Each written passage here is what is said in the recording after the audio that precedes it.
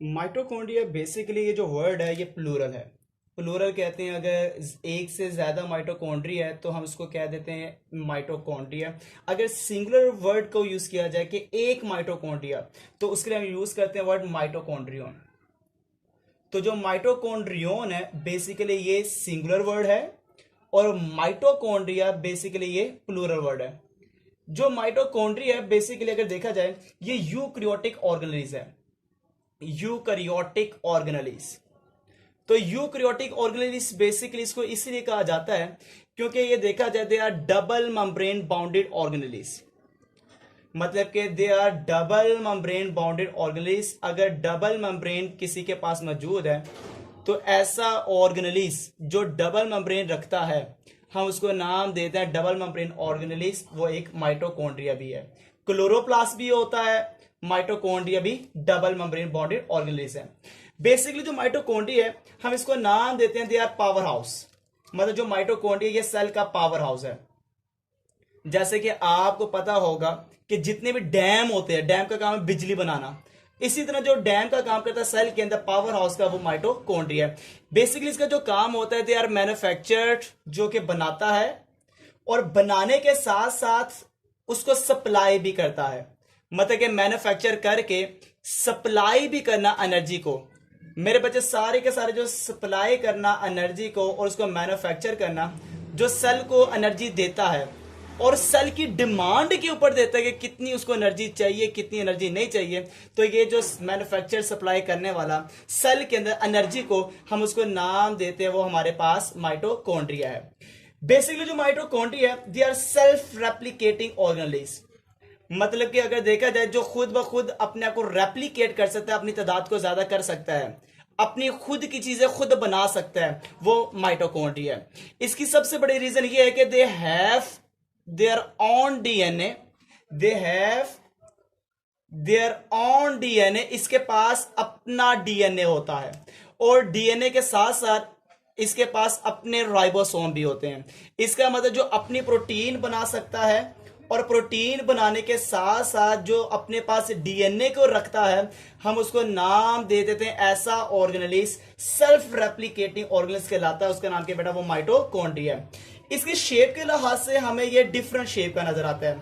अगर देखा जाए तो ये हमें रोड लाइक, रोड की तरह, फिलामेंटस, फिलामेंटस भी नजर आता है, वेजिकल की तरह भी आपको नजर आता है। ये सारी के सारी जो आपको फॉर्म नजर आती है अंडर कंपाउंड माइक्रोस्कोप। मतलब कि कंपाउंड माइक्रोस्कोप के जरिए अगर देखते हैं तो ये आपको डिफरेंट फॉर्म में नजर आता है, और वो आपको वेजिकल फॉर्म, आपको ये फिलामेंटस फॉर्म, आपको ये रोड लाइक नजर आता है। अगर ये आपको काफी पेचीदा नजर आता है कॉम्प्लेक्स फॉर्म, तो बहुत ज्यादा पेचीदा आपको कॉम्प्लेक्स फॉर्म नजर आते हैं अंडर इलेक्ट्रॉन माइक्रोस्कोप।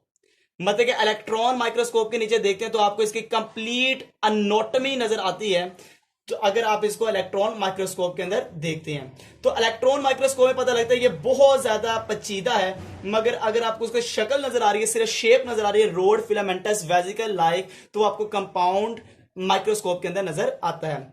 अगर इसकी देखते हैं इसकी स्ट्रक्चर कैसा होता है, अगर इसका फॉर्म को देखा जाए, इसका स्ट्रक्चर को देखा जाए, ये इसका स्ट्रक्चर है। सबसे बाहर वाली दीवार, ये इसकी सबसे बाहर वाली दीवार है, इसको कहते हैं इसकी आउटर मेम्ब्रेन है। आउटर मेम्ब्रेन है। आउटर मेम्ब्रेन के साथ ये इसकी अंदर वाली दीवार है, ये इसकी अंदर वाली मेम्ब्रेन है। और जो इसकी इनर मेम्ब्रेन है ये आपको इनफोल्डी फॉर्म में नजर आ रही है कि ये इनफोल्ड होती हुई आपको कंप्लीट स्केच आपको नजर आ रहा है, ये इसका इनफोल्ड फॉर्म में है। और इसको हम नाम देते हैं कि इसकी इनर मेम्ब्रेन है। ये इसकी इनर मेम्ब्रेन है। अगर देखा जाए हर इनर मेम्ब्रेन के अंदर, ये पूरी मेम्ब्रेन इनर मेम्ब्रेन के अंदर ये आपको इनफोल्ड फॉर्म में नजर आ रही है। इनफोल्ड फॉर्म में जो एक इनफोल्ड होता है, इस एक इनफोल्ड को नाम देते हैं क्रिस्टी। इस एक इनफोल्ड को नाम दे देते हैं, ये जो एक इनफोल्ड है इसका नाम है ये क्रिस्टी है। ये जो अंदर खाली जगह है ये इनर स्पेस, इस इनर स्पेस का नाम है मैट्रिक्स। इस इनर स्पेस को नाम देते हैं यह है मैट्रिक्स। इस खाली जगह के अंदर आपको छोटे छोटे दाने नजर आते हैं, छोटे छोटे टीनी ग्रैन्यूल्स नजर आते हैं, और ये जो टाइनी ग्रैन्यूल्स हैं इनको हम कहते हैं राइबोसोम्स। ये आपको नजर आ रहे हैं राइबोसोम्स, ये राइबोसोम्स हैं। राइबोसोम्स के साथ साथ यहां पर सर्कुलर सा एक स्केच होता है और इसको नाम दे देते हैं, ये इसका है डीएनए। जो आपको यहां पे नजर आ रहा है ये इसका है डीएनए। इसी के साथ अगर देखा जाए तो आपको इनर मेम्ब्रेन के अंदर छोटे छोटे नोब लाइक स्केच नजर आते हैं, नोब लाइक। अगर मैं एक नोब को बड़ा करता हूं, ये एक नोब को बड़ा कर रहा हूं, ये एक नोब जो लॉलीपॉप की शेप का होता है, इस एक नोब को बड़ा कर रहा हूं। इस एक नोब को नाम देते हैं, ये जो एक नोब बना रहा हूं इसको कहते हैं F1 पार्टिकल। ये जो एक नोब है इस एक नोब को नाम देते हैं F1 पार्टिकल, ये F1 पार्टिकल है। तो इसका मतलब क्या हुआ कि अगर देखा जाए तो आपको माइटोकॉन्ड्रिया के अंदर काफी ज्यादा स्केच नजर आते हैं। तो सबसे पहले देखा जाए तो इसकी आपको मेम्ब्रेन नजर आ रही है, मेम्ब्रेन। तो इसकी जो मेम्ब्रेन है वो दो है, एक आउटर है और एक इसकी इनर मेम्ब्रेन है। जो आउटर मेम्ब्रेन है, आउटर मेम्ब्रेन, इसकी सबसे बड़ी पहचान को देखा जाए, they are smooth form, they are smooth form. अगर स्मूथ फॉर्म आपको नजर आती है तो इसकी ये आउटर मेम्ब्रेन है, स्मूथ फॉर्म। स्मूथ फॉर्म के साथ साथ अगर आपको नजर आती है they are permeable, they are semi permeable. अगर कोई सेमी परमिएबल मेम्ब्रेन नजर आती है तो इसकी बाहर वाली दीवार है, जहां से चीजें अंदर भी आ सकती है तो बाहर भी जा सकती है। तो सेमी परमिएबल मेम्ब्रेन इसकी बाहर वाली है, जिसको नाम देते हैं आउटर मेम्ब्रेन। ये जो आउटर मेम्ब्रेन है ये सेमी परमिएबल इस वजह से है बिकॉज दे हैव, इसके पास देखा जाए तो मौजूद होती है porins protein, because they have, इसके पास मौजूद होती है पोरिन्स प्रोटीन। तो पोरिन्स प्रोटीन की वजह से ये आपको नजर आती है काफी ज्यादा परमिएबल, जिसको हम नाम दे देते हैं, ये इसकी आउटर मेम्ब्रेन है। आउटर मेम्ब्रेन का सबसे बड़ा एक ही काम है, दे makes there structure, they make their shape. अगर इसकी शेप को बनाना है तो शेप को बनाने वाली इसकी बाहर वाली दीवार है, जिसको कहते हैं आउटर मेम्ब्रेन। इसके बाद आ जाती है इसकी इनर मेम्ब्रेन, इनर मेम्ब्रेन। तो इनर मेम्ब्रेन की सबसे बड़ी पहचान को देखा जाए, they are in folding form.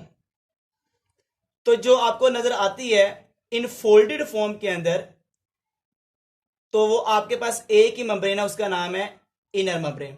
तो इन फोल्डेड फॉर्म में आपको नजर आने वाली इन फोल्डेड फॉर्म, इसका नाम है इनर मेम्ब्रेन। जो इसका एक इनफोल्ड होता है, एक इनफोल्ड, एक इनफोल्ड, इस एक इनफोल्ड को नाम देते हैं क्रिस्टी। मतलब कि ईच इनफोल्ड किसका इनफोल्ड? Of inner membrane. किसका इनर मेम्ब्रेन? आपको पता है माइटोकॉन्ड्रिया का इनर मेम्ब्रेन ऑफ माइटोकॉन्ड्रिया। तो हम उसको नाम देते हैं कि एक जो इसका इनर इनफोल्ड है उसका हम नाम देते हैं दे आर कॉल्ड क्रिस्टी। तो हम उसको क्रिस्टी का नाम देते हैं, दे आर कॉल्ड क्रिस्टी। तो क्रिस्टी के साथ साथ इसके साथ काफी ज्यादा स्केच नजर आते हैं नोब लाइक, और इस नोब लाइक स्केच को नाम देते हैं they are called F1 particle. मतलब कि अगर देखा जाए जो इसके क्रिस्टी है, cristae have knob like sketch, cristae has knob like structure. तो जो इसके पास नोब लाइक स्ट्रक्चर होते हैं, नोब लाइक स्ट्रक्चर जो आपको नजर आते हैं, they are called F1 particle, they are called F1 particle. तो F1 पार्टिकल अगर देखा जाए तो इसका F1 पार्टिकल इसकी क्रिस्टी के साथ नजर आता है, जो आपको ऊपर नजर पे आ रहा है। देखो भाई, जो अगर देखा जाए रोल के लिहाज से, तो जो क्रिस्टी है, क्रिस्टी जो इनफोल्ड है, इनफोल्ड एक दो काफी ज्यादा मैंने बनाए, इसका रोल क्या है? बड़ा इसके एक ही रोल है, इंक्रीज देयर सरफेस एरिया। अगर इसका सरफेस एरिया ज्यादा करना है तो सरफेस एरिया माइटोकॉन्ड्रिया का अंदर से जिसने ज्यादा किया है वो है क्रिस्टी। अगर F1 पार्टिकल को देखा जाए, इसका रोल क्या है? इसका रोल एक ही है, कैरियर ऑफ इलेक्ट्रॉन। तो जो इलेक्ट्रॉन को कैरी करेगा, कैरियर ऑफ इलेक्ट्रॉन, तो हम उसको नाम देते हैं इलेक्ट्रॉन को कैरी करने वाला। बेटा वो आपके पास कौन है? F1 पार्टिकल कहलाता है। इसी के साथ साथ जो इसके अंदर वाली स्पेस है, खाली जगह, इस खाली जगह को नाम देते हैं मैट्रिक्स। मतलब कि जो इसके अंदर खाली जगह है उसको नाम देते हैं, दे आर कॉल्ड मैट्रिक्स। तो मैट्रिक्स मेरे बच्चे इसका सबसे बड़ा देखा जाए, the inner space of mitochondria, the inner space of mitochondria, तो माइटोकॉन्ड्रिया के अंदर वाली जो खाली जगह है उसको हम नाम देते हैं, इज कॉल्ड मैट्रिक्स। तो मैट्रिक्स की सबसे बड़ी पहचान, इसके अंदर वाली जो खाली जगह है हम उसको नाम दे देते हैं, दे आर कॉल्ड मैट्रिक्स, उसका मैट्रिक्स का नाम दे देते हैं। तो बेसिकली माइटोकॉन्ड्रिया करता क्या है, इसके अंदर होता क्या है, इसका फंक्शन क्या है। तो माइटोकॉन्ड्रिया का क्या फंक्शन है वो मैं आपको बता देता हूं कि इसका क्या काम होता है, यहाँ पे क्या कौन कौन से रिएक्शन चल रहे हैं। माइटोकॉन्ड्रिया बेसिकली सेल के लिए क्यों इतना जरूरी है, ये सारा का सारा इसके अंदर ही मैं बता देता हूं कि माइटोकॉन्ड्रिया का क्या फंक्शन होता है। तो माइटोकॉन्ड्रिया का सबसे बड़ा फंक्शन देखा जाए तो ये साइट ऑफ क्रेब्स साइकिल है, साइट ऑफ क्रेब्स साइकिल। अगर क्रेब्स साइकिल चलता है वो माइटोकॉन्ड्रिया के अंदर चलता है। फैटी एसिड ऑक्सीडेशन, अगर फैटी एसिड की ऑक्सीडेशन होती है वो भी माइटोकॉन्ड्रिया के अंदर होती है, और जिस जगह पर होती है उसका नाम है मैट्रिक्स। तो जो माइटोकॉन्ड्रिया का मैट्रिक्स है उस जगह पर इसका क्रेब्स साइकिल भी चल रहा है, उसी के अंदर इसका फैटी एसिड ऑक्सीडेशन भी होती है, जो कि बायोएनर्जेटिक्स में हम डिटेल में पढ़ेंगे। इसी के साथ साथ देखा जाए mitochondria site of electron transport chain है, मतलब कि site of electron transport chain है, जो इलेक्ट्रॉन ट्रांसपोर्ट चेन है वो भी इसी के अंदर चलती है। मतलब वो कहां पर चलती है बेटा, वो चलती है इनर मेम्ब्रेन ऑफ माइटोकॉन्ड्रिया। तो इनर मेम्ब्रेन के अंदर चलने वाला एक रिएक्शन जो इलेक्ट्रॉन ट्रांसपोर्ट चेन है वो भी आपको माइटोकॉन्ड्रिया में नजर आता है। माइटोकॉन्ड्रिया का सबसे बड़ा रोल आपको पता है, फॉर्मेशन ऑफ एटीपी। जो इसके अंदर एटीपी बनाने का प्रोसेस है सेल के अंदर, तो वो फॉर्मेशन ऑफ एटीपी करने वाला आपको नजर आता है वो माइटोकॉन्ड्रिया। तो ये कंप्लीट लेक्चर था माइटोकॉन्ड्रिया के ऊपर।